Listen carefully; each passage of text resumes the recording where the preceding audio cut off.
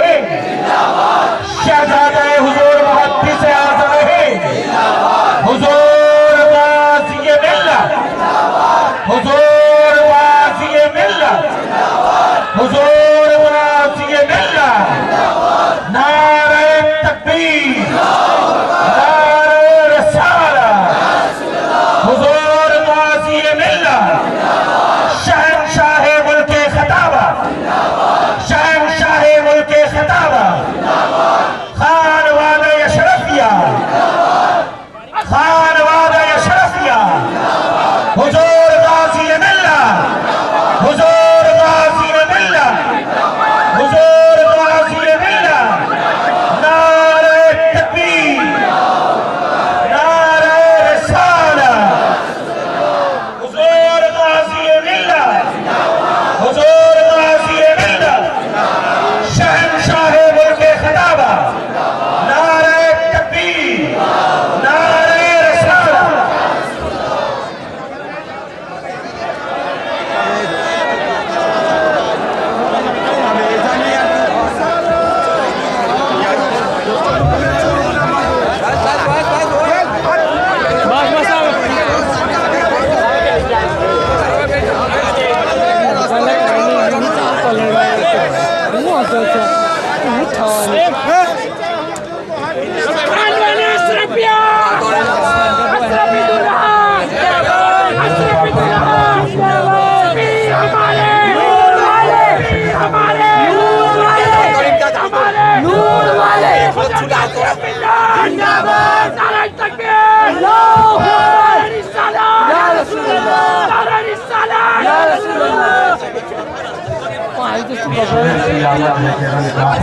सईद नारे तकबीर चलते पहन का रहा। अब मैं अपनी गुफ्तगू को बड़ी तेजी से समेटते हुए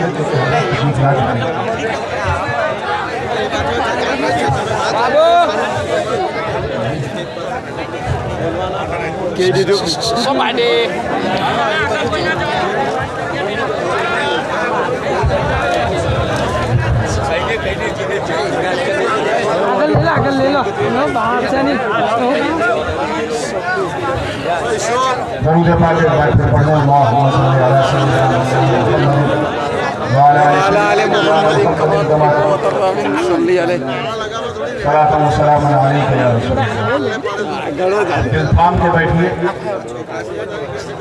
मेरे वालिद मुहतरम हुजूर गाज़ी मिल्लत, शहंशाह किताबत, शहसवार समंदर फसाहत व बलागत, शहजादे मखदूम मिल्लत, हुजूर मुहद्दिस आज़म हिंद हज़रत अल्लामा अलहाज शाह सैयद मोहम्मद हाशमी मियां शरीफ गीलानी तशरीफ लाए। गुफ्तगू थोड़ी ही देर हुआ शुरू हुई थी और इस मफ़हूम की तरफ मैं आपको ला रहा था कि शहीद हाजिर होता है और कहाँ हाजिर होता है। फरिश्तों की आमाजगाह जहाँ हो उस मंजिल पर वो मंजिल शहादत पाता है। मुख्तलिफ कुरान की आयत से उसको आपने समझ ली। एक चीज और है काबिल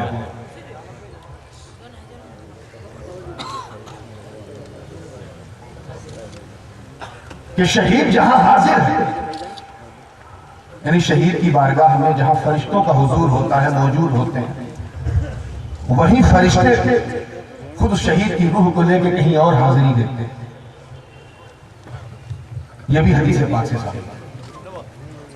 पहला मफहूम तो यह कि शहीद की बारगाह में फरिश्ते हाजिर होते हैं, इसलिए शहीद को शहीद कहते हैं। और दूसरा मफहूम यह है कि खुद शहीद भी हाजिर होता है।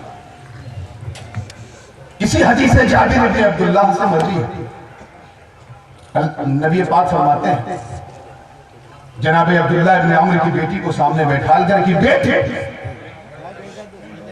जब तेरे बाबा की रूह को फसे मंसूरी से परवाज होकर फरिश्तों के दस्तहाए पाक से अर्श का सफर तय करते हुए पहले आसमान, दूसरे आसमान, तीसरे आसमान, सातवें आसमान तक पहुंची, फिर मक्का की मंजिलों को तय करने के बाद एक अजीबो गरीब मंजर शुरू हुआ, जिस मंजर ही को देखकर शहीद अपनी शहादत पे नाज करने लगे।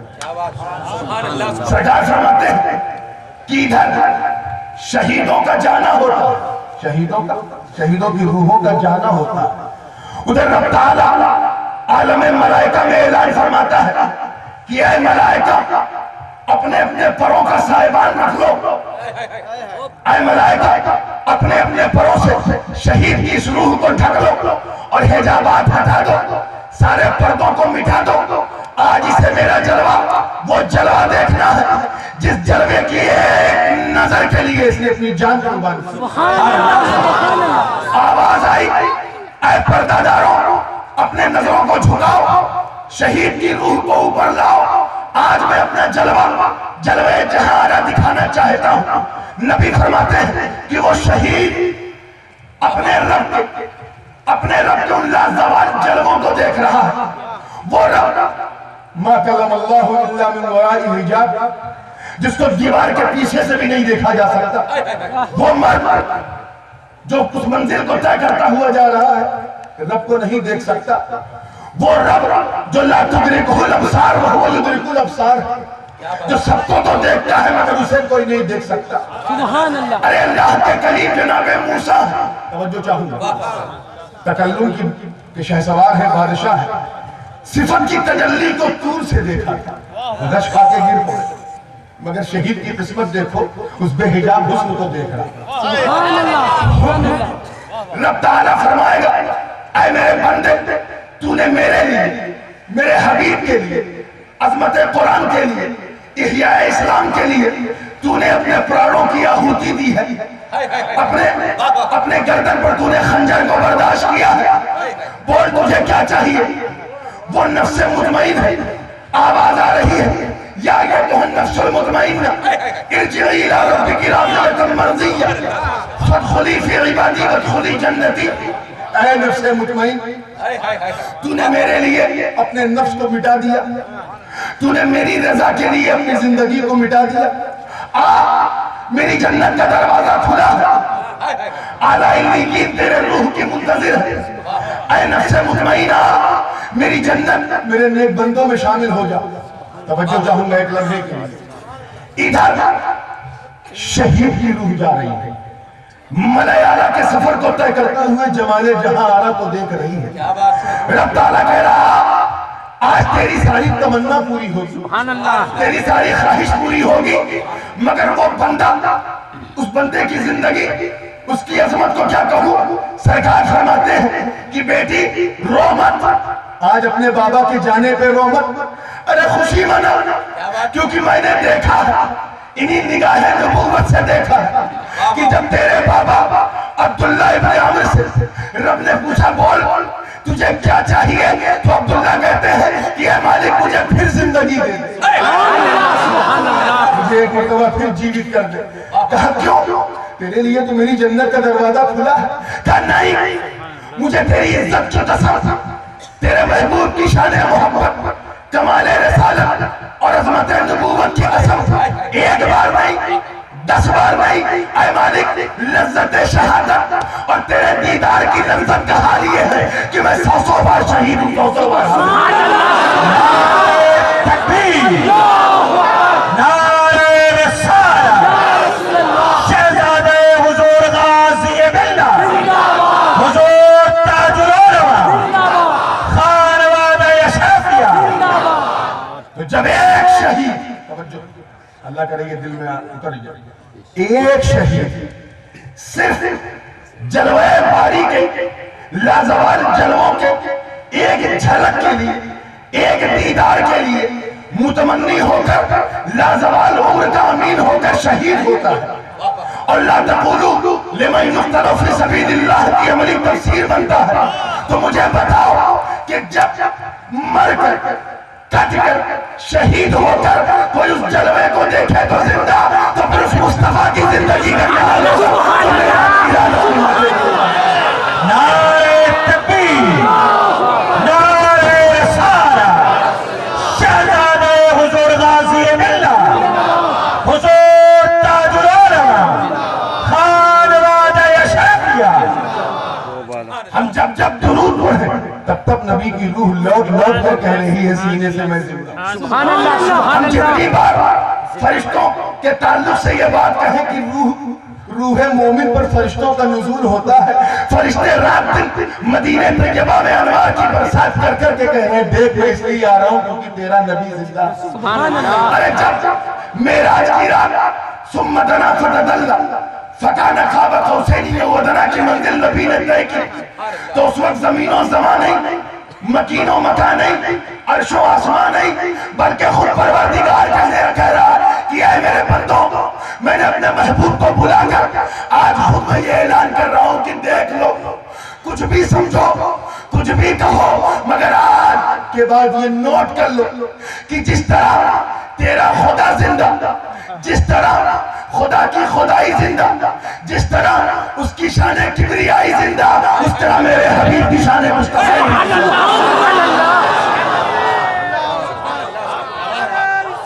یا رسول اللہ, نور والے. اب بالکل اسٹیٹ ہوئے جو کہ ایکسپریس ہائی وے پہ میں آ گیا. ابھی تک تو میں موٹر وے پہ بیٹھا تھا, اب ایکسپریس وے پہ. اس لیے کسی تمہید یا لوپ لائن کا سہارا لیے بغیر دیتا جا رہا ہوں. آپ فیلڈنگ اچھی رکھیے, کیش کرتے. سبحان اللہ. حضور غازی ملت کی تقریر مجھے بھی سننی ہے.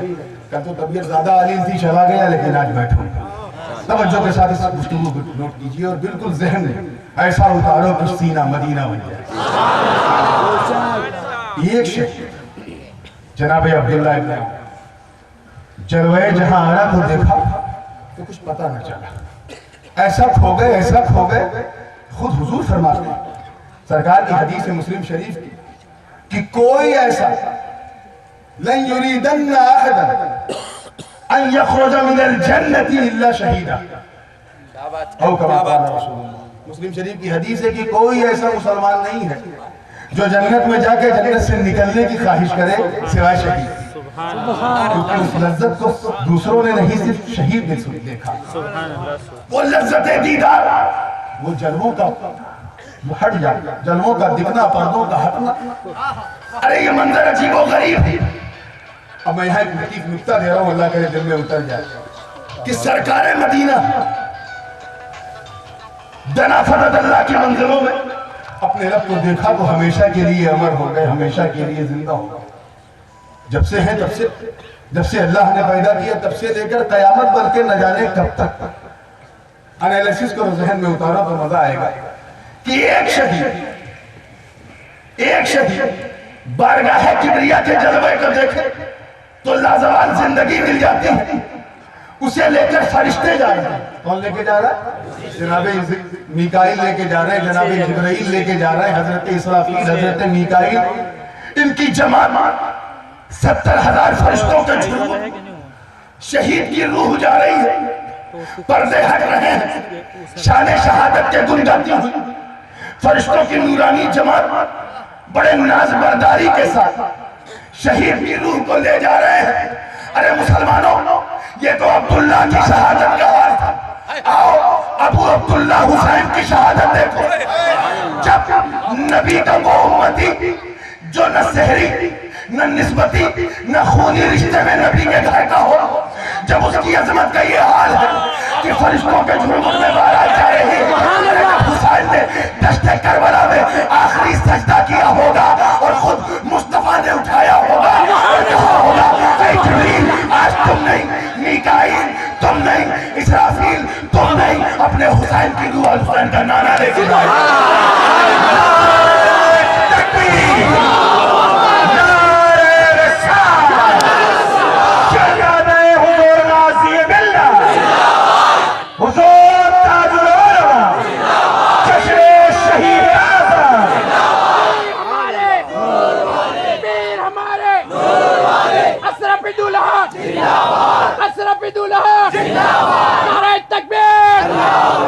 اب اپنے حسن عقیدت ہی سے, توجہ ادھر خاموش ہو, اپنے حسن عقیدت ہی سے دیکھو کیا مچل رہا ہوگا نبی کے دل پر, کیا خیال آ رہا ہوگا.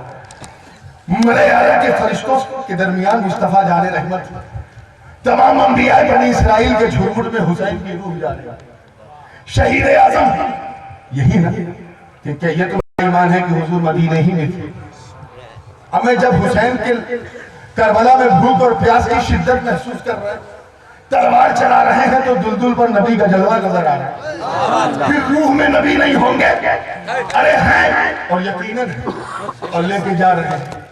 کیا کہا ہوگا آقا نے، اے مالک تو نے مجھے رسالت بخشی، اے مالک تو نے مجھے نبوت عطا کی، اے پالنہار تو نے مجھے عظمت، قیادت و سیادت و نجابت عطا کی، کرامت کا دریا بنا دیا مجھے، میرے رخ کو والضحیٰ کی تفسیر بنائی، میرے سینے کو علم نشرح کی تنویر بنائی، میرے زلفوں کو واللیل اذا سجا کی توضیح بنائی، میرے پورے جسم کو، میرے پورے وجود کو کی قسم کھائی، کہیں میرے شہر کی قسم لا اقسم بہذا البلد کہہ کے، کہیں میرے گھر والوں کی محبت کو امت پر واجب کر کے، کہیں مجھے پیش قیمتی قرآن عطا کر کے، کہیں حسنین جیسے پیارے نواسے عطا کر کے، اے مالک آج تیرا وہ حبیب جو تیرا محبوب ہے بابا کے دہل اپنے حسین کی روح لے کر آتا یہی کہہ رہا ہے کہ اے مالک ساری عظمتیں تو نے مجھے عطا کی، ایک شہادت کے سوا، ایک شہادت کے سوا آج میں نے یہ حق تیرے فرشتوں سے چھین کر خود اپنے حسین کی روح تیری بارگاہ میں پیش کر کے تیرا یہ نبی اعلان کر رہا ہے کہ اے خدا دنیا تو سمجھے گی کہ حسین ابن علی شہید ہوا، مگر آج ملائے اعلیٰ کے فرشتے گواہی دیں گے نہیں، یہ تو مصطفیٰ کی شہادت۔ سبحان اللہ، سبحان اللہ۔ میرے حسین کی قربانی قبول کرو مالک، اس کی پیاس کو قبول کرو، اس کے کرم کو قبول کرو، اس کی پریشانی 3 دن تک وَلَنَبْلُوَنَّكُمْ بِشَيْءٍ مِّنَ الْخَوْفِ وَالْجُوعِ وَنَقْصٍ مِّنَ الْأَمْوَالِ، یہ سارے سرکمسٹانسز حسین پر گزرے ہیں، مالک قبول کر۔ نبی خود لے کے گئے، یہ تو مفہوم ہے حاضر ہونے کا اور ناظر ہونے کا۔ اب آئیے آخری بات کہتا چلو اور اللہ کرے یہ دل میں بالکل اتر جائے کہ شہید حاضر بھی ہوتا ہے اور شہید ناظر بھی ہوتا ہے۔ شہید زندہ کیوں ہوتا ہے؟ اسی حدیث میں وہ بھی ثابت ہے، اور وہ کیا؟ پہلے آپ قرآن کی کچھ آیتیں سنو اس تعلق سے، وقت اگرچہ کم ہے مگر ماحول میں اتنا دم ہے کہ دل چاہ رہا ہے کہ 2-3 آیتیں اس تعلق سے بھی پیش کر۔ شہید زندہ کیا؟ حضرت سیدنا عزیر علیہ السلام جو فخر بنی اسرائیل بھی، حضرت موسیٰ کی امت کے مولا بھی ہیں، جیسے علی اپنے آقا کی امت کے مولا ہے، وہ نبی ہو کر کے بھی مولا ہے۔ جو وہ نبی ہو کے ہے وہ علی صرف ولی ہو کے، مگر عزیر ہے شان جناب عزیر کی یہ ہے کہ ہر یہودی انہیں ابن اللہ کہنے لگا۔ وہ بھی کیوں کہا؟ یہ بھی قرآن سے ثابت ہے۔ معاملہ یہ تھا کہ ایک مرتبہ حضرت عزیر علیہ السلام ایک قبرستان سے گزر رہے، ٹھیک ہے نا، ادھر دیکھیے، قبرستان سے گزر رہے، ویران ماحول ہے، لٹے پٹے حالات، قبریں بوسیدہ ہیں۔ جناب عزیر بارے الہ میں ہاتھ اٹھا کر عرض کر رہے ہیں کہ مالک انہیں تو کیسے دوبارہ مبعوث کرے گا؟ ان کی قبروں کی، ان کی ہڈیاں تو ہڈیاں، قبروں کی لکڑیاں تک سوکھ دیں گے، یہ دوبارہ کیسے زندہ ہوں گے؟ کیسے دوبارہ زندہ ہوں گے؟ اللہ تعالیٰ نے اس کو عملی طور پہ سمجھایا، اسی کو قرآن پاک نے بیان کیا، فَأَمَاتَهُ اللَّهُ مِئَةَ عَامٍ ثُمَّ بَعَثَهُ۔ اللہ تعالیٰ نے 100 سال کے لیے حضرت عزیر کو ایسا کر دیا جیسے وہ کوئی مردہ ہوتا ہے، یعنی ان کی روح کو قبض کر دیا۔ 100 سال تک جناب عزیر ایک زمین پر لیٹے ہوئے ہیں، روح قبض سے حضوری سے پرواز ہو چکی ہے۔ ساتھ میں کیا ہے؟ عصا ہے، کچھ کھان پکوان ہے، ایک گدھا بھی ہے، قرآن میں پوری تفصیل ہے۔ فَأَمَاتَهُ اللَّهُ مِئَةَ عَامٍ۔ 100 سال بہت ہوتا ہے، کسی قبر کا حشر دیکھنا ہے تو صرف سال بھر کے بعد جا کے دیکھنا، شکل پہچاننے کے قابل نہیں ہوئی۔ اور وہ 100 سال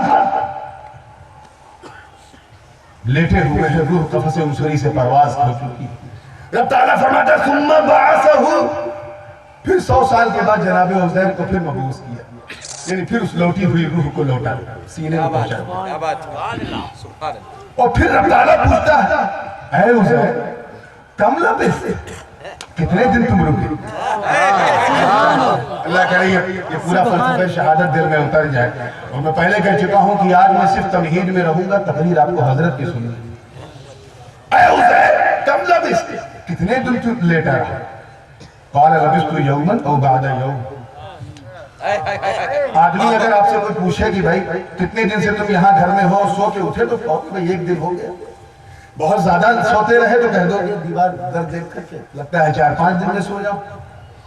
حضرت عزیر نے دیکھا کھانا بالکل فرسٹ کلاس, جو ساز و سامان میرے ساتھ تھا کوئی بوسیدہ نہیں, میرے کپڑوں پہ دھول کا نشان نہیں, میرے جسم ایک دم کلیئر ہے, چہرہ حشاش و بشاش, ہر چیز ایک دم توانا ہے.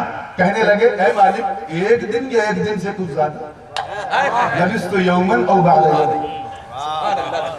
توجہ چاہوں گا, 100 سال کی مدت کے بعد اللہ نے جب ان کو مبعوث کیا تو کہہ رہے ہیں میں صرف ایک دن یا ایک دن سے کچھ زیادہ, لبثت یوما او بعد یوم. حضرت تعالیٰ فرماتا ہے قال بل لبثت 100 عام. اور حیرت کا عالم کیا ہوگا جناب زبیر عزیر, اے عزیر تو 1 2 یا 1.5 دن نہیں بلکہ تم 100 سال 100 عام 100 سال تک تو اسی طرح لیٹا رہا. فانظر دیکھ الى طعامک و شرابک لم یتسنہ, اپنے کھانے کو دیکھ, اپنے پینے کو دیکھ. جب تو اپنے ساتھ لایا تھا جو تیرے بغل میں ہے ان میں نہ خرابی ہے, نہ کوئی فساد آیا, نہ یہ سڑے ہیں نہ گلے ہیں, مگر میں نے تجھے 100 سال تک زندہ رکھا, مردہ رکھا. تیرے کھانے محفوظ ہیں. وانظر الى حمارک, اپنے گدھے کو تو دیکھ, اس کی ہڈیاں گل گئی ہیں, گوشت اڑ چکا ہے, بدبو آ رہی ہے اس کے جسم سے, سوکھ کر کے وہ پوسیدگی کا ایک آئینہ بنا ہوا ہے. میں تم سے پوچھتا ہوں, گدھا بھی ساتھ میں ہے, کھان پکوان بھی ساتھ میں ہے, 100 سال سب پر گزرا, مگر نہ عزیر کے جسم پر کوئی تکلیف, نہ جسم پر کوئی درد و غبار, نہ کپڑا خراب, نہ عزیر کا کھانا خراب, نہ جناب عزیر کا پانی خراب, ایک گدھا ہی خراب ہو. کیوں؟ کیونکہ گدھا تو گدھا ہی ہے. اسی کو اللہ نے کہا وَلِنَجْعَلَكَ آیَةً لِلنَّاسِ وَانظُرْ إِلَى الْعِظَامِ كَيْفَ نُنْشِزُهَا ثُمَّ نَكْسُوهَا لَحْمًا. دیکھ ہم نے گدھے کا انتخاب اس لیے کیا تاکہ دنیا یہ سمجھ جائے کہ نسبت کتنی بڑی چیز ہے. تو تو نبی ہے نبی, مجھے اپنی عزت کی قسم اگر کھانا جس سے منسوب ہو جائے تو میں اسے بھی زندگی دے دوں. نعرہ تکبیر, نعرہ رسالہ, حضور تاج العلماء, شہزادہ حضور غازی باللہ, حیات شہداء کرام. اگر پانی تجھ سے منسوب ہو جائے تو اس پانی کو زندگی دے دوں. اب اگر کوئی کہے کہ ولی زندہ نہیں ہوتے تو کچھ جھگڑے نہ کرنا, سمجھ جانا جب عزیر کا گدھا اتنا شعور والا نہیں, آج کے گدھے کیا ہوں. کیونکہ گدھوں کو شعور ہوتا نہیں, اسی لیے اللہ نے کہا وَلَكِنْ لَا تَشْعُرُونَ, یعنی جب تک تم لا تشعرون ہو تب تک گدھے ہو, جب تک لا تشعرون کے زمرے میں ہو تب تک گدھے. ایک گدھے ہیں جو مردہ سمجھتے ہیں. ایک آیت اور پیش کرتا ہوں, جناب سلیمان علیہ السلام. حضرت سلیمان نے قدس بنایا جس کو ہم بیت المقدس یا بیت المقدس کہتے ہیں. آپ کو معلوم ہے کس نے بنایا تھا؟ جناتوں نے بنایا تھا. حضرت سلیمان ایک پتھر پہ بیٹھے اپنا عصا پکڑے ہوئے اور بنوا رہے, بناتے رہے بناتے رہے بناتے رہے اور یہ بنواتے رہے بیٹھے بیٹھے, جناتوں سے بنوا رہے. ذرا نبی کی شان دیکھو, تسخیر ہے. وَلِسُلَيْمَانَ الرِّيحَ غُدُوُّهَا, نہ جانے کیسی کیسی آیات ہیں شان سلیمان پر. بنوا رہے, عصا ہاتھ سے پکڑے ہیں, اسی درمیان جناب اسرائیل نے اپنا کام کر دیا. حکم ربی لے کر آئے, جناب سلیمان کی روح لے کر چلے گئے. قفص سلیمان سے, قفص عنصری سے جناب سلیمان کی روح نکل گئی, پرواز کر گیا. مگر شان دیکھو نبوت کی, روح نکلنے کے بعد بھی کوئی ایسی علامت نہیں باقی تھی کہ جس سے سلیمان کو مردہ کہا جائے. اور یہ بات بندوں نے نہیں, خود بندوں کے خدا نے کہی. ما دل علی موتہ الا دابۃ الارض. سلیمان زندہ ہے یا مردہ اس کی گواہی کسی نے نہیں دی کیونکہ کوئی جانتا ہی نہیں تھا, کوئی نشانی ہی نہیں تھی. سال بھر تک جناب سلیمان عصا پکڑے ہیں, یہاں تک کہ زمین کی خشکی نے تری کو پکڑا, تری نے دیمک کو پیدا کیا اور دیمک نے لکڑی کو چاٹنا شروع کیا. چاٹتے چاٹتے لکڑی ہاتھ سے گر گئی. سلیمان اپنی نشست سے نیچے آ گیا جہاں بیٹھے ہوئے. ایک صرف مٹی نے, زمین کے ایک کیڑے نے, دابۃ الارض, ایک کیڑے نے بتا دیا کہ سلیمان تو ایک زمانہ ہوا روح سے دور. 1 سال تک اللہ کا نبی بیٹھا, نہ کپڑوں پہ کوئی اثر ہے, نہ جسم پر کوئی اثر, نہ دماغ پر کوئی اثر, نہ عصا کی گرفت پر کوئی اثر, نہ تصرف پہ کوئی اثر. مگر جب مٹی نے لکڑی کو کھایا تو اثر پیدا ہوا. میں نے مٹی سے پوچھا کہ اے مٹی تجھے عصا ہی ملا تھا, سلیمان بھی تو تجھ پہ بیٹھے تھے, تو آواز آئی سلیمان صرف زمین و آسمان کے نہیں بلکہ ہم کیڑے مکوڑوں کے بھی حاکم ہیں. وہ تو اس اللہ کے نبی ہیں جو زندہ ہے. سلیمان بھی زندہ ہے, پوری زندگی سے تعبیر کروا رہے ہیں. کیوں؟ وَلَكِنْ لَا تَشْعُرُونَ. یہ بات بھی سمجھ میں نہیں آ رہی کہ کوئی آدمی 1 سال تک بیٹھا رہے, انتقال کر جائے اور بیٹھا رہے اور پوری شان سے. جس نے نہیں سمجھا وہی وَلَكِنْ لَا تَشْعُرُونَ کی فہرست ہے. کیا بات ہے, کیا بات ہے. اور بھی بہت ساری آیات ہیں, میں سب کو رکھتے ہوئے انشاءاللہ پھر کبھی موقع رہا تو تفصیل سے بتاؤں گا. بس اسی طرف ذہن کو لا رہا ہوں اور اس فائنل میسج کو اپنے ذہن میں رکھ لیجیے کہ شہید پوری شان سے زندہ ہے, پوری مستی سے زندہ ہے, اور اپنی زندگی پر اس کو اتنا ناز ہے کہ کچھ لوگ گھٹ گھٹ کے زندہ رہتے ہیں, کچھ لوگ مر مر کے زندہ رہتے ہیں, کچھ لوگ دبی ہوئی زندگی میں زندہ رہ رہے ہیں. مگر شہید کی زندگی دیکھو کہ وہ شان حیات کہ رب تعالیٰ کی بارگاہ میں شہید کہہ رہا ہے مالک مجھے دنیا میں بھیج دے, دنیا میں بھیج دے تاکہ میں ایک بار نہیں 100 بار تیری راہ میں گردن دوں. آخر کیا اس کے پاس گردن نہیں ہوتی؟ کیا اس پہ تلوار نہیں چلتی؟ کیا شہید کے جسم سے خون نہیں نکلتا؟ کیا شہید کو تکلیف نہیں ہوتی؟ آخر شہید مرنے کے لیے اتنا کیوں اتاولا کہ جناب خالد بن ولید بار بار دعا کر اللہم اشہدنی, اے اللہ مجھے شہادت دے. کیوں صحابہ بار بار شہادت کی دعائیں کر رہے ہیں؟ قرآن پاک کی مدلل ایک آیت پاک ہے, پورا واقعہ ہے. مصر کی عورتیں ہیں جناب زلیخا کو تانا دے رہی ہیں کہ اے زلیخا تو معذاللہ کس مجنون کے پیچھے پڑی ہے؟ ارے تو ایک ملکہ ہے, ایک رانی ہے, اور کہاں یہ مصر کے بازار کا ایک لڑکا. تو اپنے جمال کو بھی تو دیکھ, تو کس سے کم ہے, تیرا حسن کس سے کم ہے, کس کے پیچھے تو لگی ہے؟ 1 دن گزرا, 2 دن گزرا, 4 دن گزرا, جناب زلیخا کو برداشت نہیں ہوا. اپنے یار اپنے پیار جناب یوسف سے کہا کہ یہی یوسف آپ پردہ لگا کے چلتے ہیں بازار میں, آج پردہ ہٹا کے آئے. اللہ کرے یہ اشارہ سمجھ میں آ جائے. آج پردہ ذرا ہٹا کے آنا, آج جلوہ دکھا. کہا کیا کیسے کرنا؟ کہا جب میں آپ کو اشارہ کروں گی تو آپ یہاں سے گزر جانا. اور اپنی سکھیوں سے, اپنی سہیلیوں سے, بازار مصر کی اپنی عورتوں سے, خواتین سے جناب زلیخا نے کہا کہ اے عورتوں, میرے یار کا جمال دیکھنے والوں, اپنے اپنے ہاتھوں میں ایک چھری لے لو داہنے ہاتھ میں, اور اپنے بائیں ہاتھ میں نیبو رکھو, اور میرے یار کا جمال دیکھو. نیبو کے اوپر چھری چاقو رکھ کر دیکھو, اور یاد رکھنا جب تک میں نہ کہوں نیبو مت کاٹنا. قرآن پاک کی سورہ یوسف میں یہ واقعہ بڑا تفصیل سے موجود ہے. جب تک میں نہ کہوں, توجہ چاہوں گا بس یہی, اس نیبو کو کاٹنا مت, اس پہ چھری مت چلانا. لوگوں نے کہا ٹھیک ہے, ساری عورتوں نے کہا ٹھیک ہے. تاریخ گواہ فلما رأينه أكبرنه وقطعن أيديهن وقلنا حاش لله ما هذا بشرا إن هذا إلا ملك كريم. ارے زمین و آسمان نے یہ منظر نہ دیکھا ہوگا جب آج جمال یوسفی چاٹ ہو رہا ہے, آج حجاب یوسف کے رخسار سے الگ ہو رہا ہے. جیسے ہی یوسف کا جمال دکھا, زلیخا نے حکم دیا نیبو کاٹو. تاریخ گواہ ہے کہ دیکھتے ہی عورتیں مبہوت, حیرت میں ڈوب کر نیبو پر چھری چلاتی جا رہی ہے.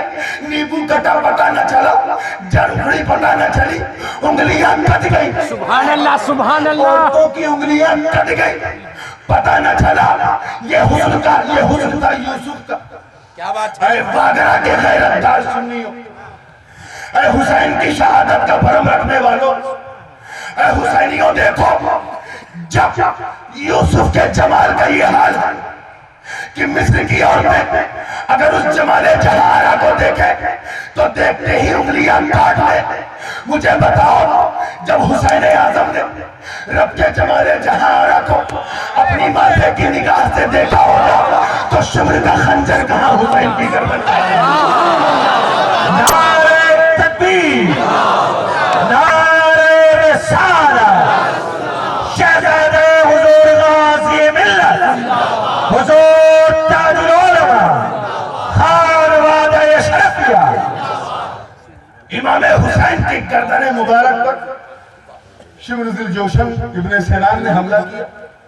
گردن تو جسم سے الگ ہے مگر شان دیکھو حسین کی, گردن تو کٹ گئی مگر حسین کا سجدہ نہیں کٹا. سبحان اللہ سبحان اللہ. سجدہ نہیں کٹا کیونکہ سجدہ کیا تھا حسین نے خدا کے لیے. گردن کاٹی ہے دشمن نے.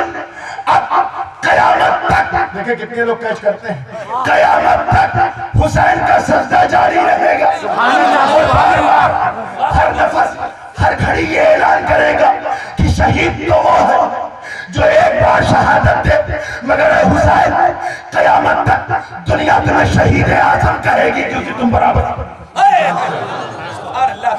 اسی لیے میرے دوستو اس فلسفے کو ذہن میں رکھو, ہم تو اس دین کو مانتے ہیں جو دین زندہ ہے. حسین زندہ ہے, حسین کا خاندان زندہ ہے, حسین کے نانا زندہ ہے. بس کبھی موقع رہا تو اور جہاں سے چھوڑا ہے وہیں سے چھیڑ کے گفتگو کروں گا. وآخر دعوانا ان الحمدللہ رب العالمین. حضرت علامہ شاہ سید محمد ہاشمی شفیع الجیلانی دامت برکاتہ العالیہ قدسیہ رونق اسٹیج ہے. میں حضور قبلہ گاہی کے دربار میں گزارش کروں گا کہ اپنے نورانی اور عرفانی بیانات سے سامعین کے قلوب کو منور و مجلہ فرمائیں. آئیے حضرت کا استقبال کرتے ہیں. نعرہ تکبیر, نعرہ رسالت, حضور غازی ملت, آبرو اہل سنت, نعرہ تکبیر, نعرہ رسالت. نحمده ونصلي على رسوله الكريم.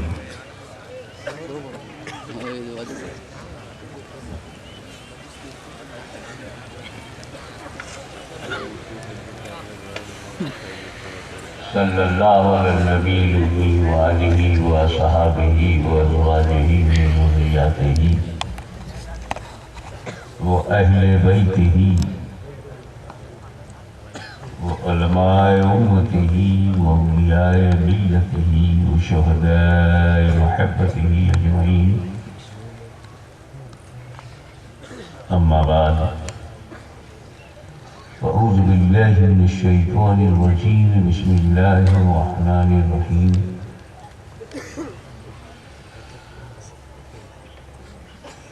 یا ایہا الذین آمنوا استعینوا بالصبر والصلاة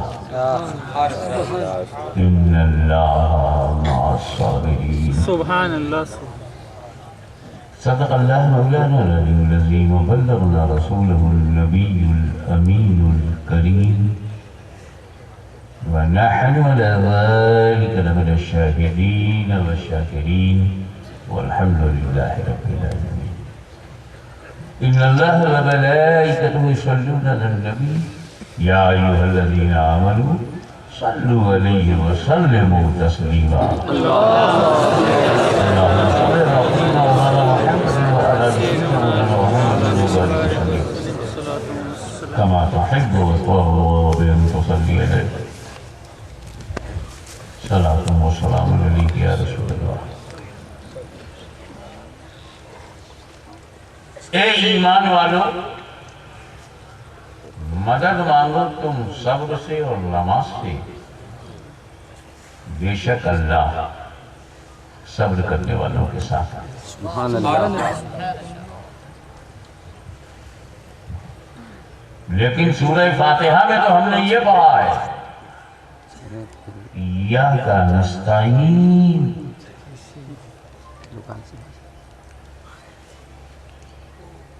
تجھی سے مدد چاہتے ہیں.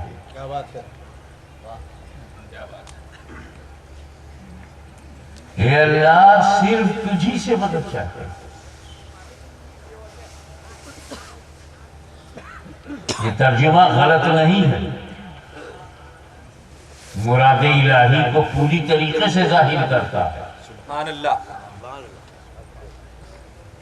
لیکن یہ بیٹا نستعین کا ترجمہ ہے. ہم تجھی سے مدد چاہتے ہیں، یہ بیٹا نستعین کا ترجمہ ہے. ایاک نستعین کا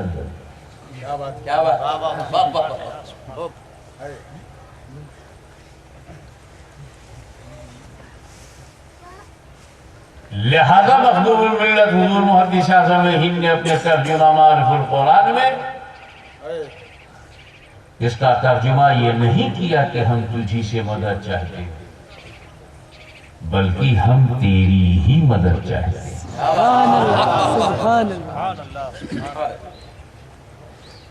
تاکہ ایاک مقدم ہو کر جو حسر کا فائدہ پہنچا رہا ہے وہ ترجمے میں بھی رہے. تیری ہی مدد چاہتے ہیں میرے مولا، تیرے سوا کسی کی مدد نہیں. جہاں تیری مدد ہے وہی ہمیں چاہیے. تو ہمیں جس سے مدد مل رہی ہے اس میں ہم تیری ہی مدد دیکھ رہے ہیں. سبحان اللہ. سبحان اللہ. بغداد والے کی مدد میں تیری مدد ہے، اجمیر والے کی مدد میں تیری مدد ہے، نجف والے کی مدد میں تیری مدد ہے، کربلا والوں کی مدد میں تیری مدد ہے، مدینے والے کی مدد میں اللہ تیری ہی مدد ہے. تیری ہی مدد ہے، تیری ہی مدد چاہے.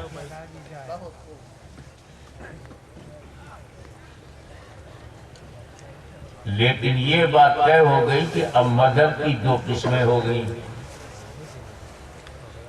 ایاک نستعین، نستعین استعانت ہے، اللہ سے استعانت. یا ایھا الذین آمنوا استعینوا، حکم دیا جا رہا ہے کہ استعینوا، مدد مانگو تم صبر سے اور نماز سے. نہ صبر خدا ہے نہ نماز خدا ہے. اللہ ہی کہہ رہا ہے غیر اللہ سے مدد مانگو. میری سمجھ میں تو وہ ملا ہی نہیں آ رہا ہے، اللہ سے ٹکرا رہا ہے. سبحان اللہ. ایک آیت ہے نستعین جس میں ہے، اور ایک آیت ہے جس میں استعینوا بالصبر ہے.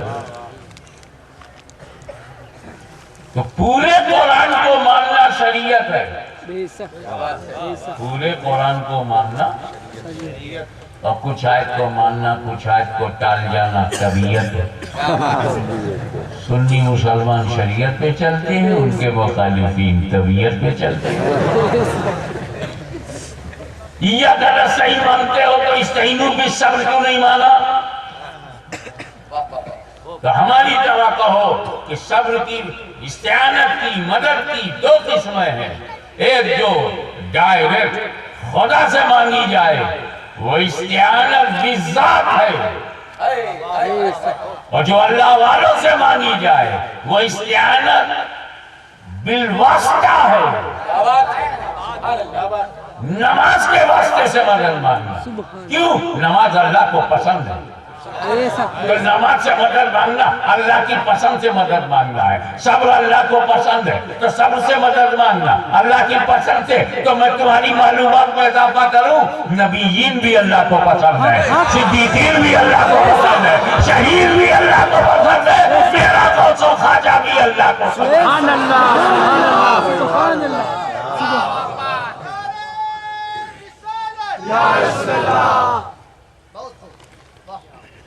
مگر یہاں یہ محسوس میں پڑ گیا، اے اللہ اتنی سچی بات جب کہنی تھی تو لوگوں سے کیوں نہیں کہا، ایمان والوں سے کیوں کہا؟ یا ایھا الناس استعینوا بالصبر نہیں کہا یا ایھا الذین آمنوا، اے ایمان والو تم صبر سے نماز سے مدد مانگو۔ اے اللہ ایمان والوں سے کیوں کہا؟ کہ سن کہ اللہ عالم الغیب ہے، سبحان اللہ، عالم الغیب و شہادہ ہے، علیم بذات الصدور ہے، وہ من کے اندر چھپی ہوئی باتوں کو بھی جانتا ہے، وہ سینے میں تڑپتے ہوئے حالات کو بھی جانتا ہے، وہ دماغ میں مچلتے ہوئے خیالات کو بھی جانتا ہے۔ اس کو معلوم ہے کہ میرے بندوں میں کچھ بندے ایسے ہوں گے جو اللہ والوں سے اللہ کی پسند سے مدد نہیں مانگیں گے، تو جب نہیں مانگیں گے تم سے کہنے کی کیا ضرورت؟ میں تو انہی کو مخاطب کروں گا جو اس پر عمل کریں، اس لیے ایمان والوں سے کہا جا رہا ہے۔ اب اگر کوئی گجرات میں انکار کرے تو سمجھ جاؤ جب رب نے اس سے کہا ہی نہیں تو یہ مانے کی۔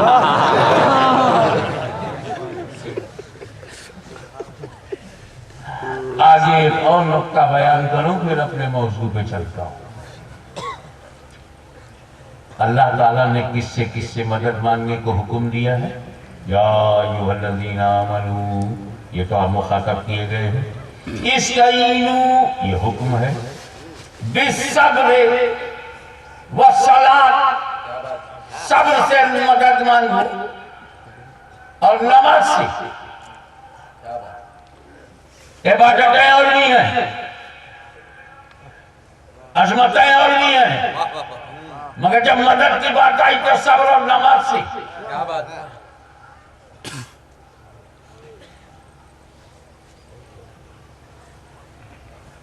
صبر اور نماز کا بیک گراؤنڈ یہ ہے، نماز سے اس لیے مدد مانگو یہ اللہ کا دیا ہوا تحفہ ہے، اور صبر سے اس لیے مدد مانگو کہ رسول اللہ کا دیا ہوا تحفہ ہے۔ سبحان اللہ، سبحان اللہ۔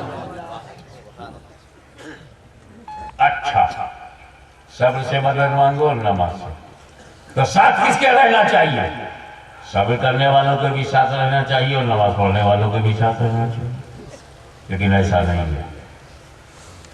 جب ساتھ رہنے کی بات آئی تو فرماتا ان اللہ مع الصابرین،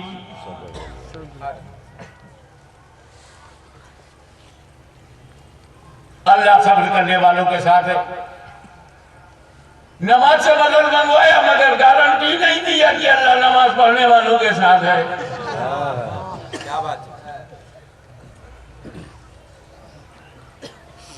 ان اللہ مع الصابرین قرآن میں کئی جگہ ہے، لیکن ان اللہ مع المصلین کہیں نہیں ہے۔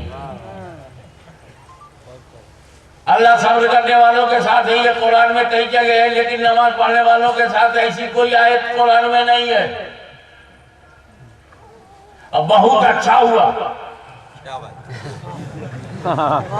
جو اللہ نے کہا ان اللہ مع الصابرین، اللہ صبر کرنے والوں کے ساتھ ہے۔ اگر کہیں اللہ نے یہ کہہ دیا ہوتا ان اللہ مع المصلین، اللہ نماز پڑھنے والوں کے ساتھ ہے، تو ہم بڑے لفڑے میں آ جاتے، کہاں بڑا لوچا ہو جاتا، کہاں لوچا ہوتا۔ کربلا میں اللہ کس کے ساتھ؟ ادھر بھی نماز ہے، ادھر بھی نماز ہے، ادھر بھی اذان ہے، ادھر بھی اذان ہے، ادھر بھی کلمہ ہے، ادھر بھی کلمہ ہے۔ یزید کا لشکر بھی فجر پڑھ رہا ہے، ظہر پڑھ رہا ہے، عصر پڑھ رہا ہے، مغرب پڑھ رہا ہے، اور حسین کا قافلہ بھی فجر پڑھ رہا ہے، ظہر پڑھ رہا ہے، عصر پڑھ رہا ہے۔ ادھر بھی نماز ہو رہی ہے، ادھر بھی نماز ہو رہی ہے، اور دونوں آپس میں لڑ رہے ہیں اور دونوں نماز پڑھ رہے ہیں۔ تو پتہ نہیں اللہ ان نمازیوں کے ساتھ ہے کہ اللہ ان نمازیوں کے ساتھ ہے۔ ہمارے لیے خطرہ ہو جاتا، میرے رب کا کرم ہوا اٹھا کر کے دیکھنا ہے کہ کربلا میں اللہ کس کے ساتھ ہے، تو تلاش کرو کہ کربلا میں صبر کس کے ساتھ ہے۔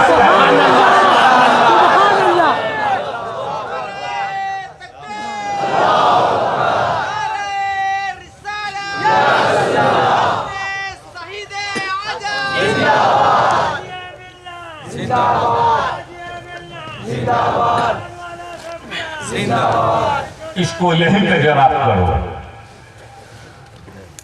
اور آگے کی سوچو۔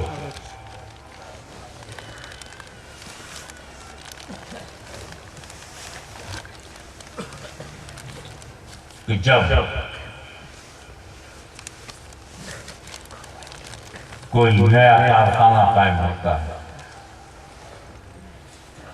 تو بڑی محنت و مشقت کے بعد ادھر سے فنڈنگ کرنا، ادھر سے فنڈنگ کرنا، ادھر سے لون لینا، ادھر سے قرض لینا، گورنمنٹ سے لائسنس لینا، پرمیشن لینا، بڑا ورک ہوتا ہے، بہت ہارڈ ورک ہوتا ہے، کٹھور پریشرم کے بعد کارخانہ بن گیا۔ جب وہ چل پڑا، مال نکلنے لگا، ڈیمانڈ ہو گئی، مارکیٹ میں چھا گیا، تب فکر شروع ہو جاتی ہے فاؤنڈر کو کہ میں نے جو کارخانہ بنایا یہ چل پڑا، لیکن میں نہیں رہوں گا تو کیا میرے بچے اسے چلا پائیں گے؟ کیا میرے کاریالے کے لوگ اس کو ایسے ہی؟ بڑی آرزو ہوتی ہے گود میں بچہ آ جائے، پوری ہو جاتی ہے، جشن مناتے ہیں، جنم دن مناتے ہیں، لیکن جیسے ہی لڑکا بڑا ہونے لگتا ہے فکر شروع ہو جاتی ہے بڑا ہو کر راجا بنے گا کہ رنگ، چور بنے گا کہ پولیس، کہیں بھٹک تو نہیں جائے گا، کالج کے ماحول میں بگڑ تو نہیں جائے گا، وشو ودیالیہ کے واتاورن میں مانسکتا میں پریورتن تو نہیں آ جائے گا۔ فکر، یہ ہیومن سائیکولوجی ہے۔ مدرسہ بنا کے دیکھ لو، بنانے کے لیے ادھر ادھر سے سب بلڈنگ بن گئی، سب کچھ بن گیا، اس کے بعد فکر ہو گئی اس کو یہ میرا بنایا ہوا مدرسہ چلے گا کہ نہیں، آگے بڑھے گا کہ نہیں۔ ہمارے شوکت علی بابو بیٹھے ہوئے ہیں اپنے وطن میں، اپنے گاؤں میں، انہوں نے بہت بڑا انسٹیٹیوشن بنا رکھا ہے، پوچھو یہ فکر ہے کہ نہیں؟ جیسے جیسے سفید ہو رہے ہیں بال ویسے ہی بگڑ رہا ہے حال، کیا ہوگا میرے بعد، چلے گا کہ نہیں، بڑھے گا نہیں تو کمیٹی بنا لو، ٹرسٹی بنا لو، ٹرسٹ بنا لو، چلتا رہے چلتا رہے۔ یہ ہیومن سائیکولوجی ہے، انسان کا مزاج ہے۔ بلا تشبیہ جب میرے پیغمبر نے مکے کی مشقتوں، ہجرت کی کلفتوں، زندگی کی مصیبتوں سے ٹکراتے ہوئے امت بنا لی، سبحان اللہ، مدینے میں اسٹیبلشمنٹ ہو گیا اور پوری جماعت متحد ہو کر دین پھیلانے لگی۔ اب اسلام تیزی سے آگے بڑھے گا۔ اسی دوران میرے نبی کو بھی فکر ہوئی ہوگی کہ اتنی محنت و مشقت سے جو میں نے امت بنائی آگے چل کے گمراہ تو نہیں ہو جائے گی، ماحول سے متاثر ہو کر بھٹک تو نہیں جائے گی، دوسری سبھیتاؤں سے ٹکرا کر چور تو نہیں ہو جائے گی، دوسرے کلچر کے کلر میں ڈوب تو نہیں جائے گی، کہیں بھٹک تو نہیں جائے گی، گمراہ نہیں ہو جائے گی۔ نگر قربان جاؤ رحمت عالم پر۔ ہماری اس کمزوری کو جانتے ہوئے فرمایا گھبرا مت، تیرا نبی تیرا مسیحا ہے۔ سبحان اللہ، یہ آئندہ کا جو خطرہ ہے کہ بھٹک نہ جانا، گمراہ نہ ہو جانا، تو لے تیرا نبی تجھے دو بھاری چیزیں دے رہا ہے۔ سبحان اللہ، ترکتو فیکم الثقلین، میں تم میں دو بھاری چیزیں چھوڑ رہا ہوں، کتاب اللہ و اہل بیتی، میرے اہل بیت اور قرآن، یہ دو چیزیں میں تمہیں دے رہا ہوں، ان دونوں کو اگر تم نے مضبوطی سے پکڑے رکھا ہرگز گمراہ نہیں ہوگے۔ اگر تم نے قرآن اور اہل بیت کے دامن کو مضبوطی سے پکڑا تو ہرگز گمراہ نہیں ہوگے۔ اب اگر کوئی گجرات میں گمراہ ملے تو سمجھ جانا یا تو قرآن چھوڑا ہے یا اہل بیت سے ٹکرایا ہے۔ اس میں جو سوچنے کی بات ہے وہ یہ ہے، ثقلین دو بھاری چیزیں، قیمتی نہیں کہا کہ دو قیمتی چیزیں، دو بہمولیہ چیزیں، دو ویلیویبل چیزیں چھوڑواؤ، بھاری वजनदार, वेटी, भारी क्यों कहा, कीमती नहीं। गुजरात वाले मुझसे ज्यादा जानते हैं कि अमेरिका का डॉलर कीमती है।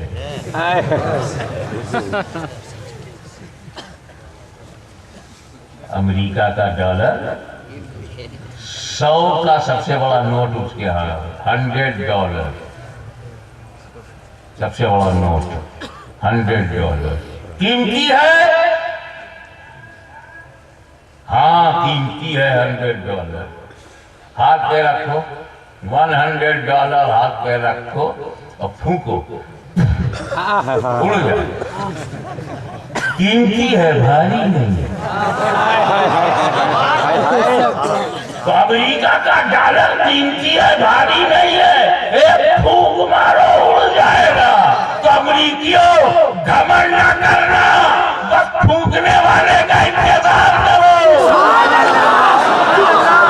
नारे तकबीर, नारे रिसालत, हुजूर गाज़ी-ए मिल्लत, फर्ज़ंदे गौसे आज़म, जश्न-ए शहीद आज़म। क्या बात है।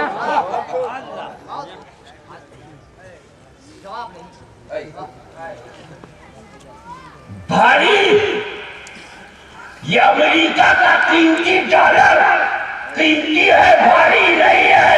एक फूंक में इसे उड़ाया जा सकता है। फूंकने वाला चाहिए। मगर ये कुरान और अहले बैत ये इतने भारी है सुभान कि अल्लाह। फूंकना तो फूंकना, यजीद की आंधी में भी सुभान अल्लाह।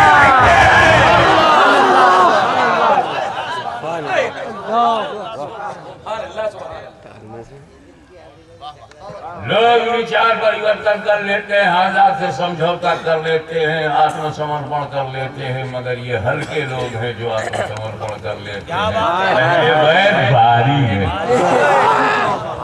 अरे जब शाम के यजीद पर हुसैन तलवारी था, तो भारत के पलीद पर आज भी हुसैन भारी है। सुभान अल्लाह। ये भारी हैं, जैसे कागज हल्का होता है, पर्वत भारी होता है।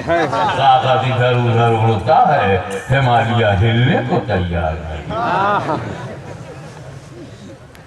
तो ये बैत भारी है, इतना भारी पड़े उसने हल्का लिया। क्या बात है। यजीदियों ने हल्का लिया, अंडर एस्टिमेट किया।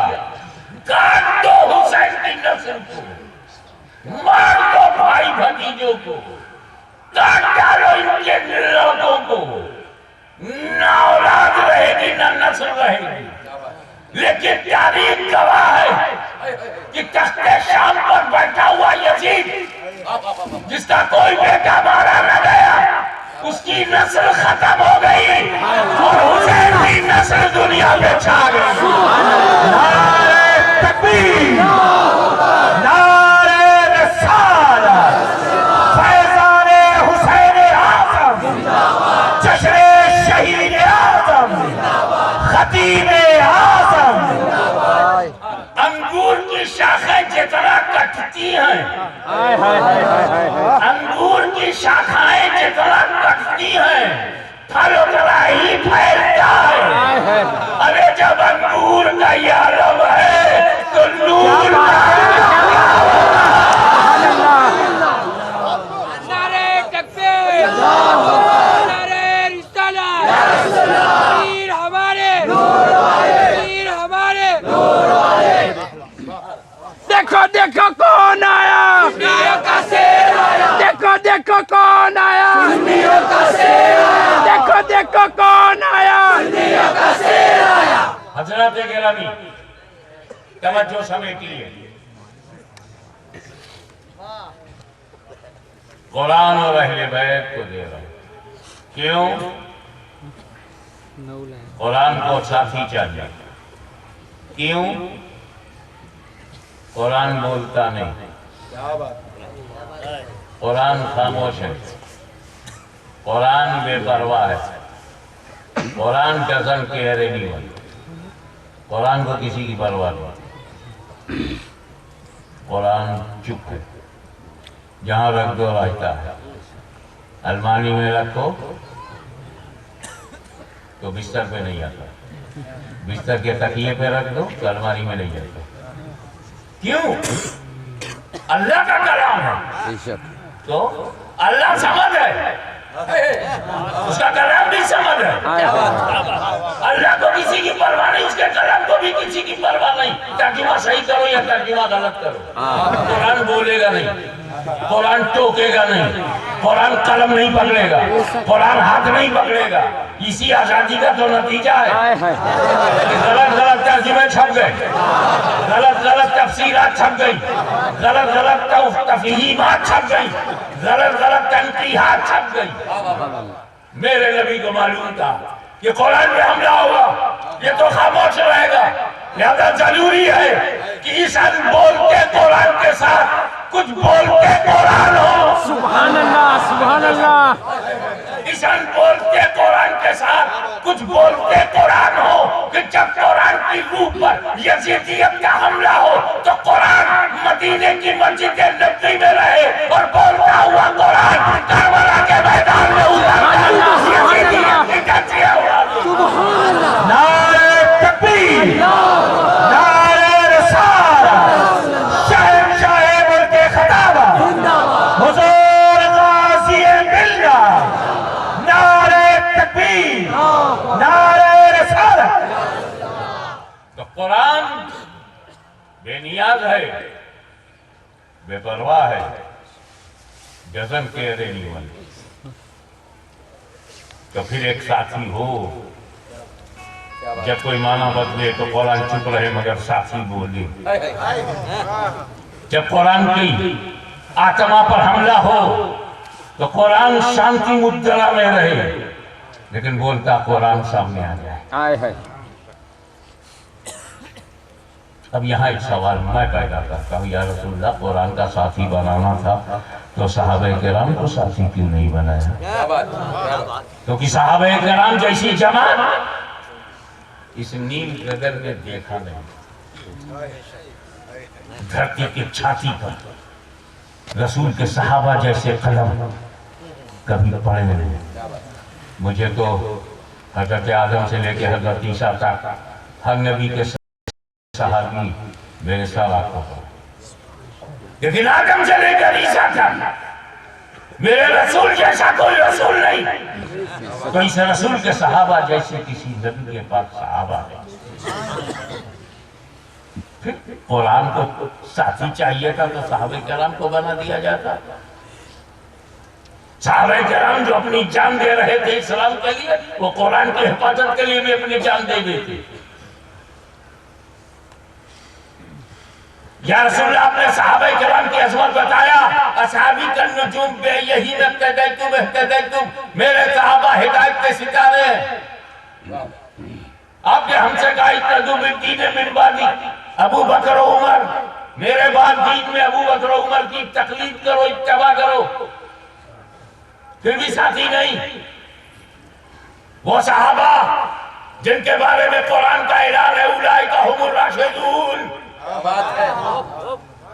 وہ صحابہ دست دریا بھی نہ چھوڑے، وہ صحابہ بحر ظلمات میں دوڑا دیے گھوڑے جس نے، وہ صحابہ جس نے کلیساؤں میں اذانیں دی، وہ صحابہ جنہوں نے افریقہ کے جنگلوں کو آباد کر دیا، وہ صحابہ جنہوں نے انطاکیہ پر اسلام کا پرچم لہرا دیا، وہ صحابہ جس نے قیصر روم کے غرور کو مٹی میں ملا دیا، وہ صحابہ جس نے کسرا کو دھول چٹا دیا، وہ صحابہ جس نے ڈگرا کے مزاج کو بدل دیا، وہ صحابہ جس نے اپنے گھوڑوں کو لہروں کے سپرد کر دیا، وہ صحابہ جنہوں نے پیٹ پر پتھر باندھ کر لوگوں کو کھانا کھلایا، وہ صحابہ ایسے چمکتے ہوئے ستارے۔ یا رسول اللہ آپ نے قرآن کا ساتھی صحابہ کو کیوں نہیں بنایا؟ توجہ، پہلے صحابی سمجھو، صحابی اس انسان کو کہتے ہیں جس نے ماتھے کی آنکھوں سے رسول کو دیکھا، اور دنیا سے ایمان کے ساتھ گیا. یہ دو کوالٹی جس میں ہے وہ صحابی ہے.